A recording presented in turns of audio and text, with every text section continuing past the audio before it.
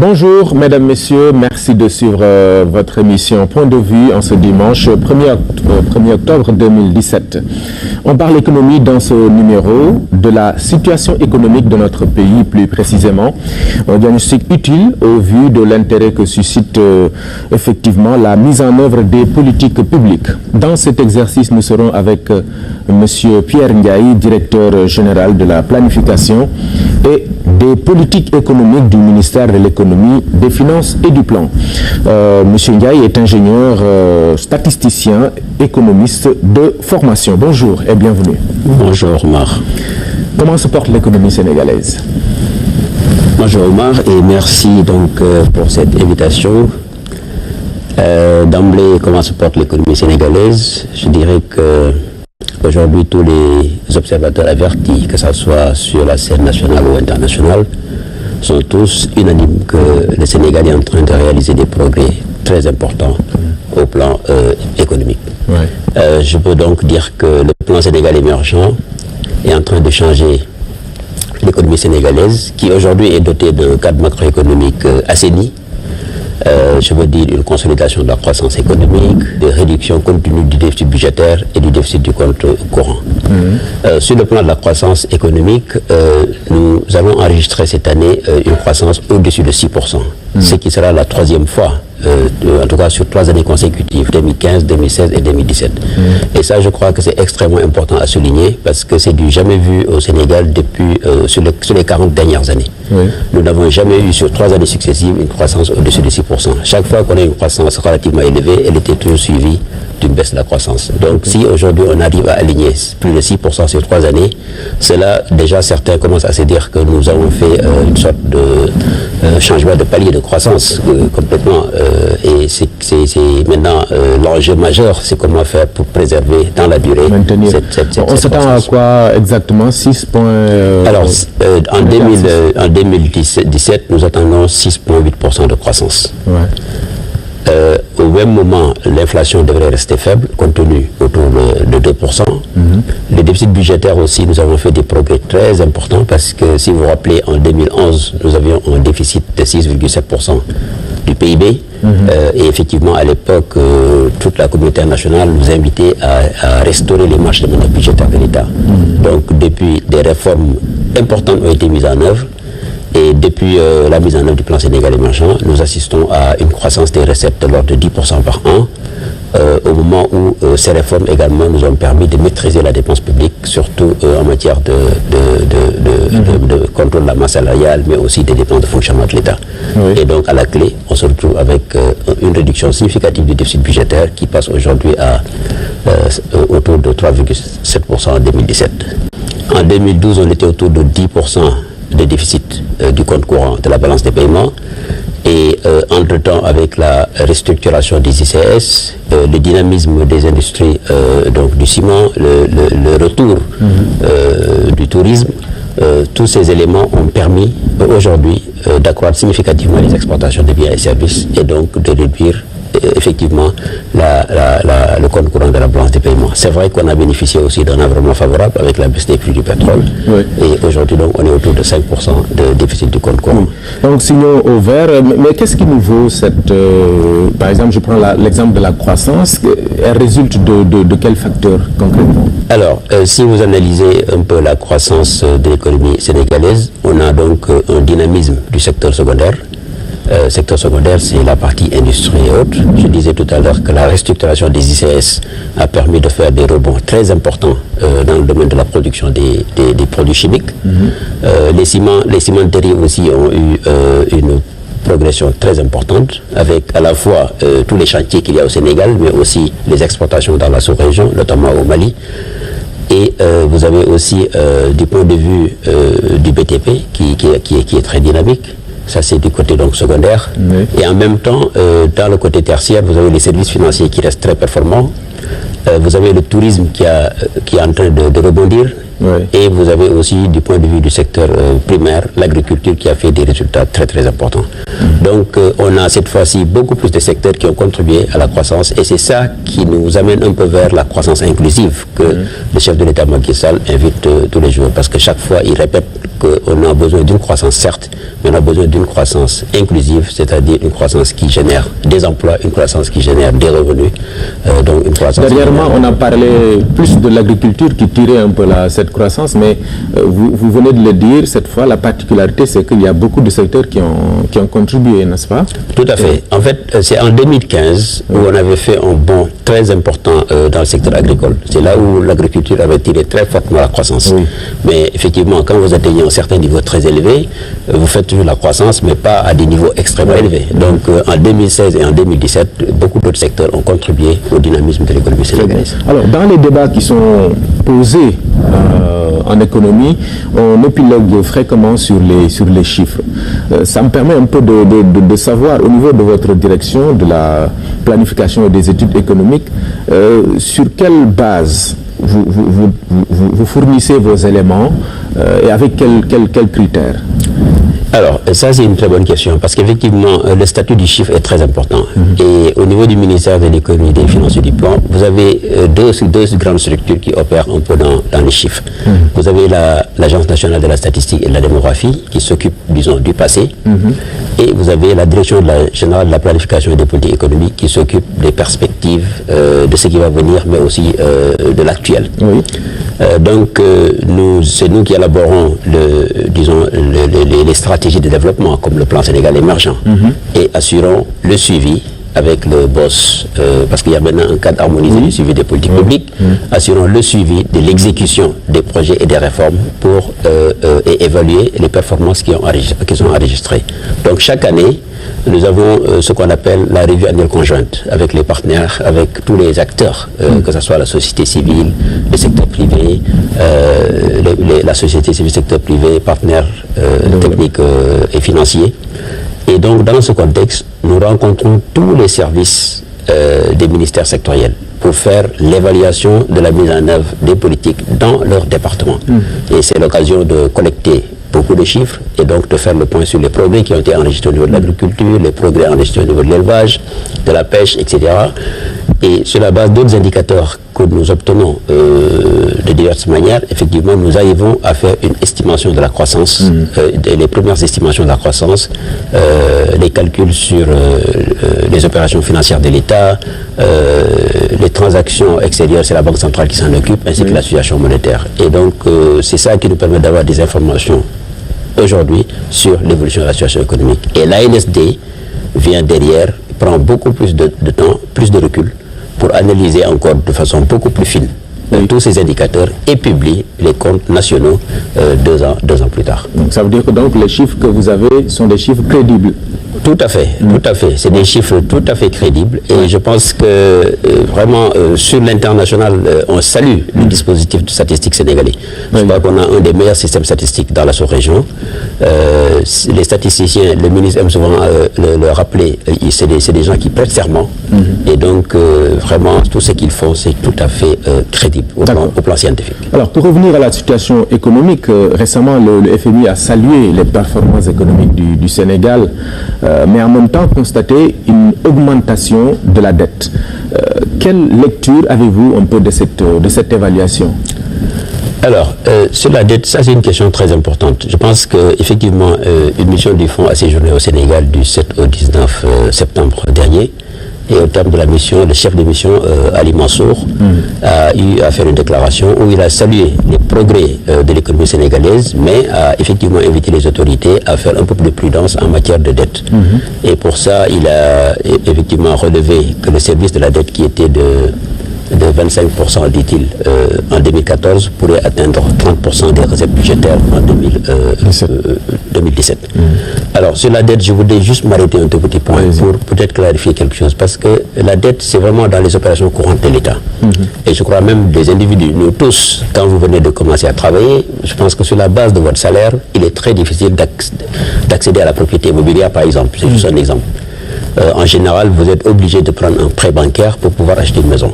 Alors, cela est une bonne chose. quand vous empruntez, vous achetez une maison, je crois que c'est une très bonne chose. Quand vous empruntez pour acheter une maison, mais qu'en réalité vous n'avez pas acheté une maison, vous l'avez utilisé peut-être pour des dépenses courantes, augmenter, je ne sais pas, la composition de votre panier, effectivement, à l'arrivée, vous aurez des difficultés. Parce qu'il arrivera un moment où il faudra non seulement payer cette dette, mais en même temps, il faudra payer les charges locatives. Et là, vous serez dans des difficultés. Donc, dans les deux schémas, vous voyez bien qu'il y a de la bonne dette et de la mauvaise dette. Au niveau des États, c'est exactement la même chose. L'État a besoin de s'endetter pour financer les infrastructures, pour financer tout ce qui est dans l'éducation, dans la santé, le capital humain, je veux dire le développement du capital humain. Et au Sénégal, nous avons donc effectivement recouru à l'endettement pour financer toutes les infrastructures que vous voyez, que ce soit le centre, toutes les infrastructures que vous voyez à Diamniadio, le centre de conférence, le prolongement de l'autoroute à péage, le prolongement de la VDN, etc. Et aujourd'hui, il y a deux façons de mesurer la situation de dette dans les pays. Il y a les indicateurs de solvabilité et il y a les indicateurs de liquidité. Quand vous regardez du côté de la solvabilité, c'est-à-dire le ratio dette sur PIB, nous sommes autour de 60%. 60%, la recommandation dans l'UEMOA, dans les critères de convergence, dit le plafond est fixé à 70%, il ne faut pas dépasser les 70%. Donc là, il n'y a pas de problème de solvabilité en tant que tel sur la dette. J'ai vu hier juste la France qui était autour de 99% sur ce ratio. Mais effectivement, vous pouvez avoir 40% et être dans une situation plus difficile que quelqu'un qui a 60%. Parce que tout dépend de la composition de la dette. Et c'est là où, effectivement, Ali, quand il dit faites attention, parce que le service de la dette pèse lourd, on peut être d'accord, mais les chiffres, je pense qu'on peut apporter des corrections. Parce qu'aujourd'hui, c'est vrai, le ratio au service de la dette rapporté aux recettes budgétaires doit être même autour de 31% en 2017. Mais si on regarde la série, il était de 42% en 2012 et il était passé à 34% en 2014. Aujourd'hui, en 2017, il va être à 31%. Et notre objectif, c'est de le ramener à 20% à l'horizon 2025. Mais il y a un ratio qui intéresse beaucoup plus le Fonds monétaire, c'est le ratio service sur les exportations. Parce que qui dit exportation dit entrée de devises. Et là, effectivement, ce ratio, il était de 25% autour de 2015. En 2017, il doit être à 24,9%, mais encore pour mémoire, il était de 33% en 2012. Donc il a dû faire peut-être une confusion sur un des chiffres, mais effectivement, ce qui reste vrai, c'est que la question de la dette est une grosse préoccupation, en tout cas des autorités sénégalaises. Nous veillons systématiquement à notre endettement, parce qu'aujourd'hui nous sommes classés pays à risque de surendettement faible et nous tenons à rester un pays à risque de surendettement faible. Cela est très important pour un pays comme le nôtre qui de temps en temps intervient sur les marchés financiers internationaux, et je crois que notre dernière sortie sur le marché l'année dernière au mois de mai prouve que la situation économique, en tout cas du Sénégal, telle qu'appréciée par les investisseurs internationaux, est effectivement D'accord.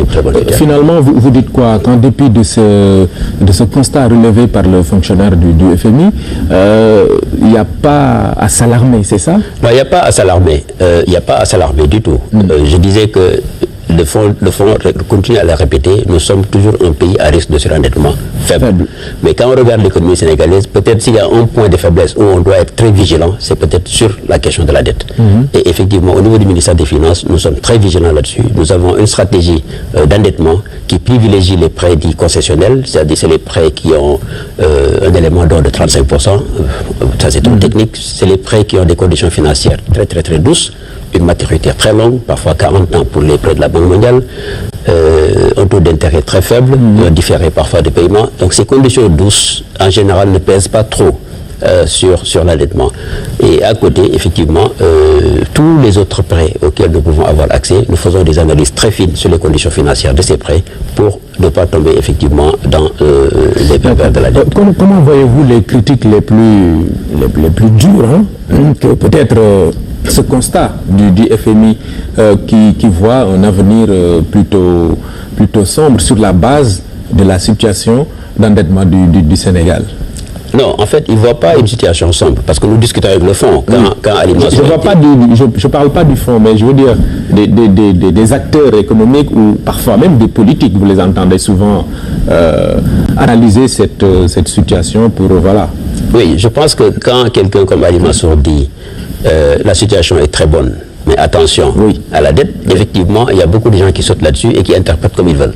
Je crois que pour analyser la dette, il y a toute une batterie d'indicateurs qui permettent d'apprécier un endettement d'un pays. Et ne serait-ce que le risque de surendettement, qui constitue une sorte de synthèse de tous ces indicateurs, est d'abord un premier critère. Quand vous regardez le cas du Sénégal, encore une fois, nous sommes un pays à risque de surendettement faible. Ce que le fonds veut dire, c'est attention, vous êtes au bord de la limite, faites attention, surveillez très bien votre dette pour ne pas basculer. Et nous menons tous les semestres des analyses de soutenabilité de la dette qui permettent de dire au ministre des Finances, attention, sur la dette, voilà où on en est, etc.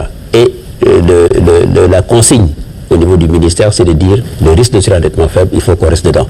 Donc, quels que soient les prêts qu'on va prendre, on fait en sorte qu'on puisse rester dans ce risque de surendettement faible. Et encore une fois, je pense que quand on va basculer avec le nouveau PIB de 2014, ça va encore améliorer très significativement. Mais aujourd'hui, vraiment, la dette est sous contrôle. Voilà. D'accord, vous maîtrisez la situation. Tout à fait. On est dans la mise en œuvre du plan Sénégal émergent, avec quelques résultats de projets ou programmes. Je prends les exemples des infrastructures routières, autoroutières, ferroviaires, aéroportuaires. Quelles sont les prévisions, ou du moins comment envisagez-vous en tant que structure de planification et de politique économique, comment envisagez-vous donc la perspective d'émergence dans un avenir plus ou moins proche? Alors, toujours le plan Sénégal émergent effectivement a permis d'enregistrer des résultats très très satisfaisants du point de vue de la mise en œuvre des projets et des réformes.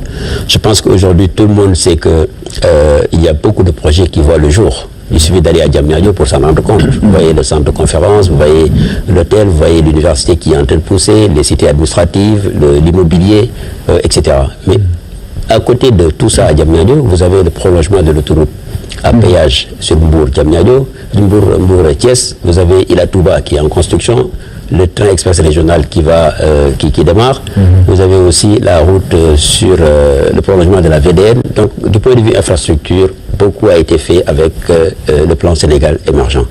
Et c'est pas, je pense que le président le dit souvent, il faut aller au-delà de l'émergence sous cet aspect-là, parce que la dimension sociale est extrêmement importante. On ne fait pas de la croissance pour faire de la croissance, on fait tout ça pour améliorer le vécu des populations. Donc, mais parfois, effectivement, je donne souvent l'exemple de la Chine, pour que les gens puissent se sentir réellement dans comment dire, sur la croissance et autres, il faut faire de la croissance dans la durée. La Chine a fait presque 30 ans de croissance autour de 2 chiffres avant qu'on commence à parler véritablement de la Chine. Nous sommes juste à notre 3e année de croissance relativement élevée. Et donc, l'idée des autorités, c'était de dire, en attendant, il faut accompagner aussi l'amélioration des conditions de vie des populations par des projets dans le domaine social extrêmement important. Et c'est là où vous avez le programme de bourse familiale, vous avez eu la couverture maladie universelle, et vous avez eu le projet vraiment extrêmement important, le PUDC, dédié au milieu rural et qui s'attaque aux questions de l'accès à l'énergie, l'accès à l'hydraulique, le désenclavement par les pistes rurales, mais aussi qui s'attaque à la pénibilité des travaux des ménagères. Et ça permet d'améliorer très significativement les conditions de vie de ces populations. Donc l'année 2018 aussi, vous avez entendu le président Macky Sall dire que ça va être l'année du social. Nous avons fait beaucoup d'investissements qui sont en train d'être bouclés, et l'année 2018, le budget devrait faire un focus sur l'entrepreneuriat et le social. Donc nous allons renforcer encore, consolider les acquis d'abord, ensuite renforcer tous les investissements dans le domaine de l'éducation, de la santé, de l'assainissement et surtout de l'accès des femmes et des jeunes au financement pour développer un peu l'entrepreneuriat. Parce que la question du secteur privé, encore une fois, est extrêmement importante. Et ça, peut-être que j'avais pas eu le temps de développer là-dessus. Le privé, oui. Oui, parce qu'aujourd'hui, on fait 3 années de croissance portée essentiellement par des investissements publics, même s'il y a eu des investissements privés, parce que nous contrôlons toutes ces variables. Quand vous regardez les investissements directs étrangers, qui étaient évalués à 1,9% du PIB en 2012, en 2015, le dernier chiffre disponible Banque centrale, effectivement, on était à 3%. Donc faire presque un bond d'un point de PIB sur 2 ans, c'était quelque chose à saluer. Et je pense que c'est l'amélioration de l'environnement des affaires qui a permis de faire cela. Mais nous faisons un focus sur la création de champions nationaux, le développement du secteur privé national. Oui. Et c'est là où la question de l'entrepreneuriat va être très importante. C'est une forte attente d'ailleurs, parce que souvent on reprochait au plan Sénégal émergent ou la mise en œuvre vous l'avez dit tout à l'heure, de faire beaucoup plus de financement public que d'impliquer le secteur privé, surtout national. Tout à fait. Mais le problème, c'est qu'un secteur privé, en général, on ne décrète pas le développement du secteur privé. Il faut créer un environnement favorable pour le développement du secteur privé. Et cet environnement-là existe? Sur ces premières années, c'est ça qu'on est en train de bâtir. Créer un environnement favorable pour le secteur privé, c'est améliorer toute la réglementation, l'environnement des affaires, sur les procédures, et tout ça, ça a été fait. Je crois que dans le PREAC, il y a eu une 50aine de mesures qui ont été mises en œuvre pour améliorer l'environnement des affaires. Et en même temps, toujours dans cet environnement des affaires, il y a toutes les infrastructures de connexion, etc. qu'il faut faire. Et c'est à ça que l'État s'est attelé sur les 3 années. On commence à voir le bout du tunnel. Le secteur privé devrait donc davantage venir investir, et nous misons beaucoup sur le secteur privé local pour qu'on puisse rester les champions nationaux, comme vous disiez tout à l'heure. Les conditions sont là. En tout cas, nous sommes en train de travailler sur les conditions. Mais évidemment, autant le secteur public se réforme, autant le secteur privé aussi, surtout national, doit se réformer. Comment? Et nous, autorités, je pense que comme nous voulons avoir une croissance forte et durable, nous travaillons en étroite collaboration avec le secteur privé pour effectivement les amener à pouvoir... Donc vous faites ce que vous avez à faire et vous demandez au secteur privé également... Également, évidemment, mais ça c'est normal. Je pense que même au niveau individuel, les gens aussi doivent se réformer au fur et à mesure pour s'adapter à l'environnement. Donc il suffit juste de prendre, souvent je taquine souvent sur l'exemple du secteur touristique. Il y a quelqu'un qui me disait, mais dans le tourisme, on a presque la même offre qu'on avait presque depuis des années. On était une fois à Maurice, on a vu comment les Mauriciens ont pu adapter, capter une demande touristique extrêmement importante en s'adaptant effectivement au dynamisme international, surtout avec les nouveaux touristes chinois, etc. Ils ont pu transformer des champs de canne à sucre en de grands hôtels qui aujourd'hui accueillent beaucoup de touristes. Donc c'est un peu dans ce sens. Il faut effectivement faire beaucoup de travaux au niveau du secteur privé pour pouvoir accompagner nos champions nationaux pour que demain on ait vraiment des grands champions. De ce pas, nous allons parler de ce programme important que vous avez un peu touché d'ailleurs, le programme social du président Macky Sall, qui fait un focus, une priorité sur l'emploi, créer les conditions d'une création je me répète, mais c'est pas méchant, d'une création de richesse, c'est favoriser un peu l'éclosion du secteur privé, surtout national. L'objectif étant, bien sûr, de créer des emplois. Alors, la réussite du programme, évidemment, dépend des conditions dans lesquelles il est mis en œuvre. Vous travaillez sur quoi pour favoriser un peu la réussite de ce programme important? Oui, vous l'avez très bien dit, la répétition est pédagogique. Je pense que la problématique de l'emploi est une problématique pour tout le pays, surtout en Afrique où on a une population très jeune. Une population très jeune et donc qui demande à avoir des emplois et des emplois décents.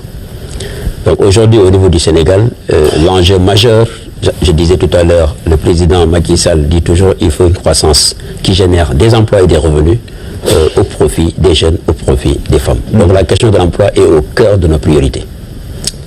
Alors, comment faire pour renforcer l'emploi?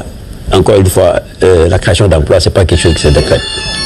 Le secteur public crée des emplois à travers certaines initiatives, mais le vrai secteur qui crée des emplois, c'est le secteur sécurité, la santé, avec les recrutements dans la fonction publique, éducation, santé, administration centrale, mais aussi la sécurité, etc.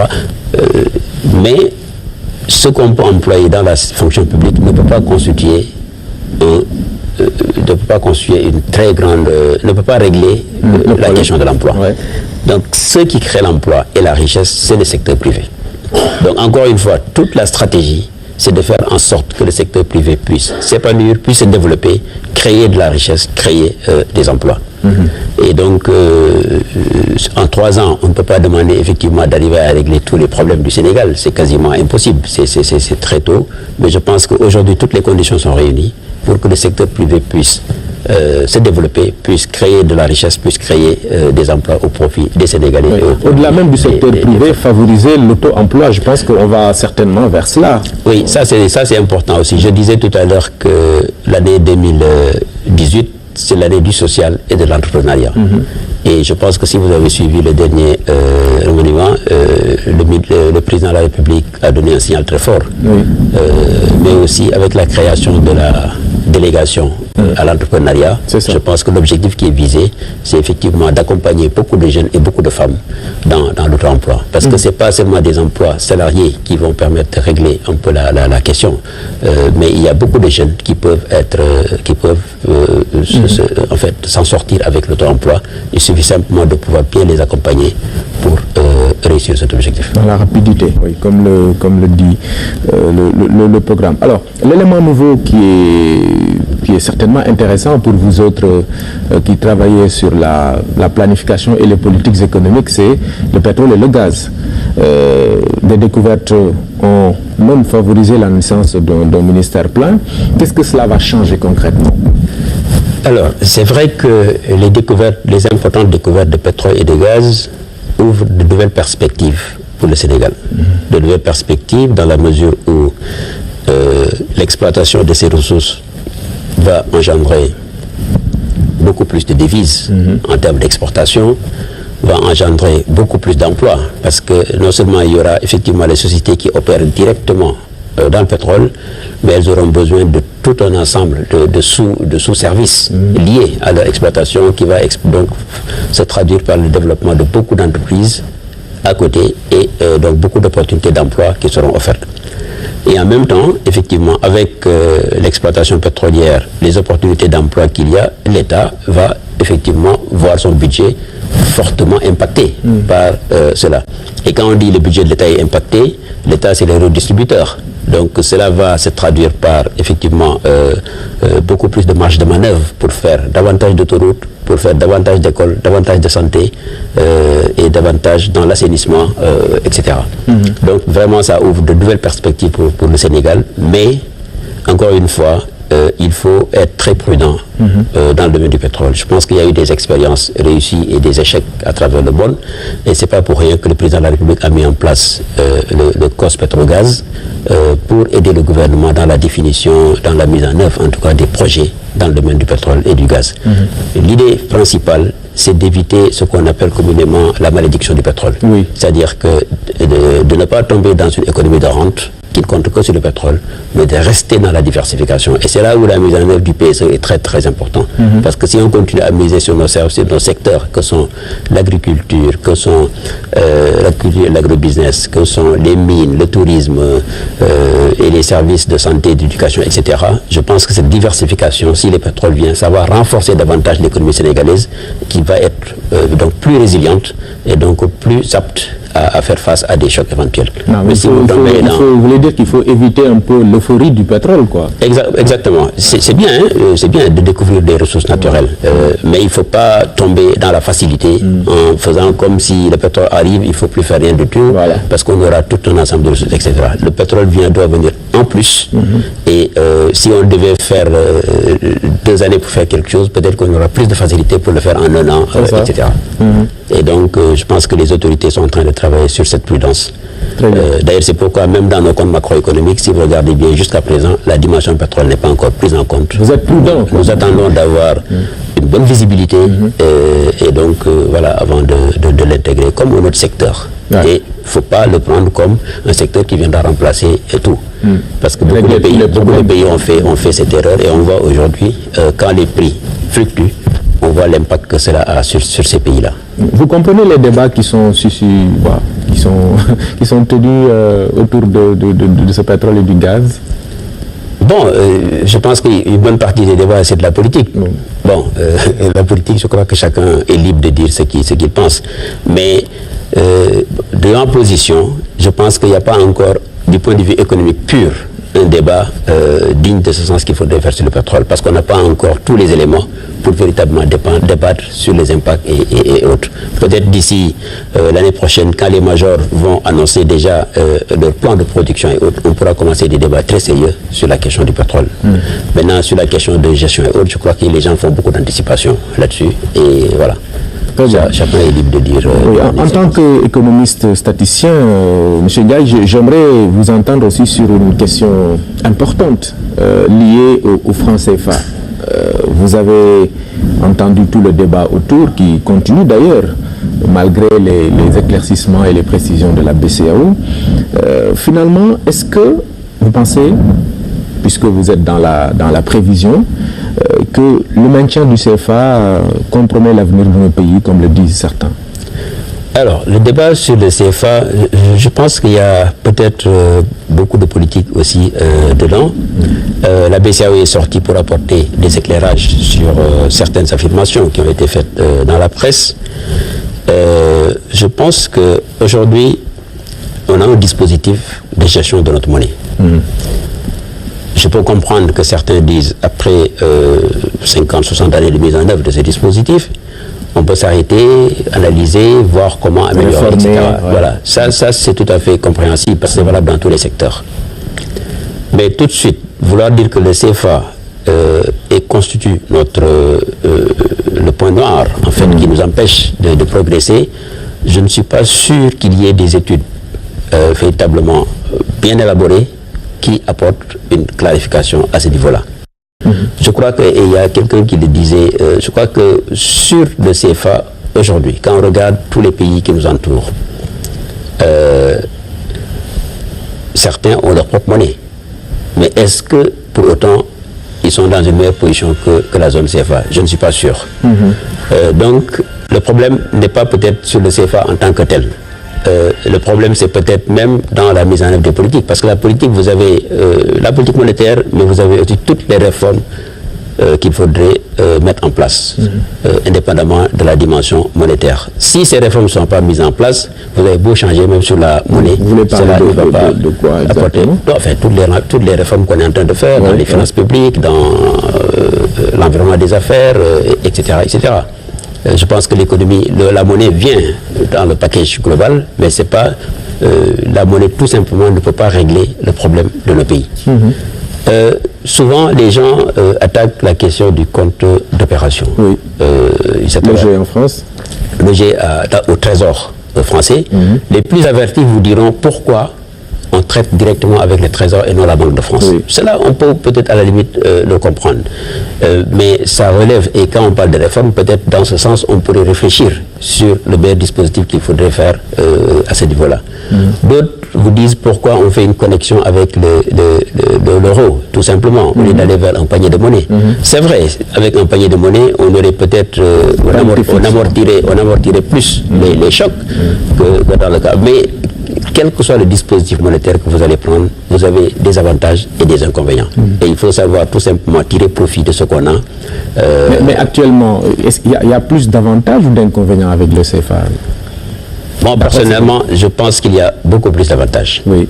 Toutes les critiques objectives que vous avez sont liées peut-être à notre histoire avec la France. C'est beaucoup plus émotif, à mon avis, qu'autre chose. Maintenant, cela dit, encore une fois, je pense qu'on peut effectivement réfléchir sur le dispositif monétaire. On peut réformer, quoi. Voilà, réformer ce qui a réformé, mais dire d'emblée que le CFA, c'est pas bon, je pense que c'est pas du tout objectif. Et il n'y a pas encore une étude scientifique, en tout cas, qui permet de démontrer effectivement que c'est le CFA qui constitue le frein au développement de nos pays. D'accord. En tout cas, il y a encore beaucoup de bruit, malgré, comme je l'ai dit tout à l'heure, les éclairages et précisions des personnes habilitées. En tout cas, merci.